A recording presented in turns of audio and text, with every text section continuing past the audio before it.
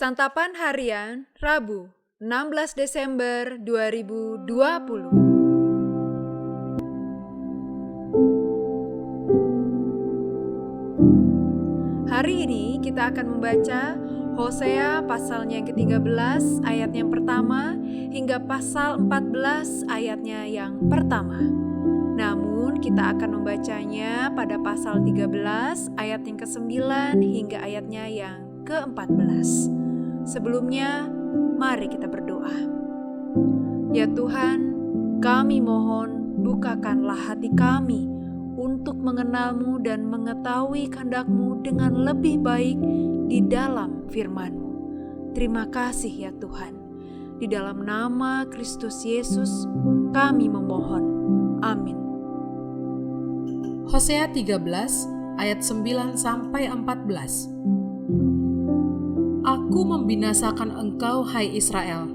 Siapakah yang dapat menolong engkau? Di mana gerangan rajamu, supaya diselamatkannya engkau, dan semua pemukamu, supaya diberinya engkau keadilan?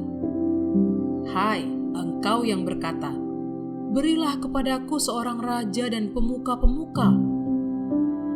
Aku memberikan engkau seorang raja dalam murkaku, dan mengambilnya dalam gemasku. Kesalahan Efraim dibungkus, dosanya disimpan. Sakit beranak mendahului kelahirannya, tetapi ia adalah seorang anak yang tidak bijaksana, sebab tidak pada waktunya ia bergerak. Bila waktunya tiba, ia tidak mau keluar dari kandungan ibu. Akan kubebaskankah mereka dari kuasa dunia orang mati? Akan kutebuskah mereka daripada maut?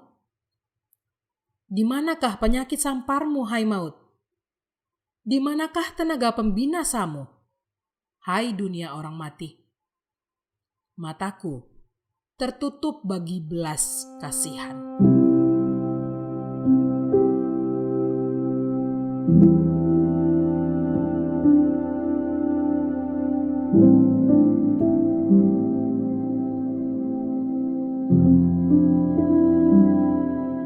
Sahabat Santapan Harian, mata Tuhan bisa tertutup terhadap realitas yang dihadapi umatnya. Tuhan mengambil tindakan itu jika umatnya terus bersikap bebal dengan terus melakukan dosa dan menyakiti hatinya. Dalam nas pembacaan ini kita melihat bagaimana Allah menutup matanya atas kehidupan umatnya.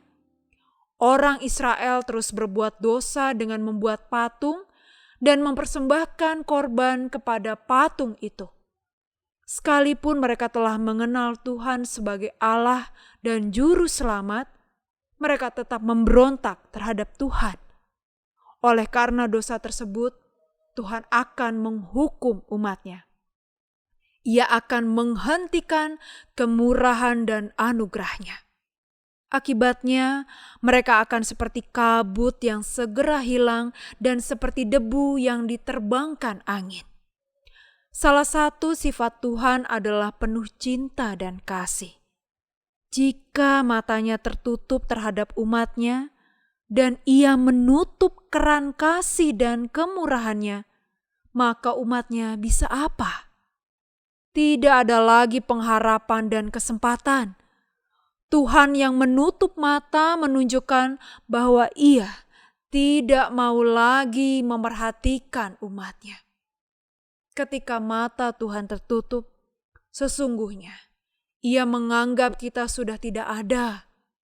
Ia menganggap bahwa umatnya telah mati, atau Ia muak melihat tingkah kita yang selalu berbuat dosa. Tuhan sudah tidak peduli lagi. Padahal belas kasihan Tuhan adalah pengharapan kita untuk hidup. Belas kasih-Nya adalah mata air kehidupan.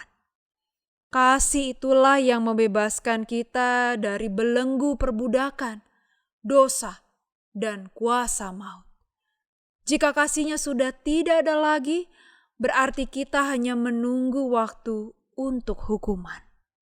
Apakah mata Tuhan sedang tertutup terhadap kita? Apa yang membuatnya malu melihat kita?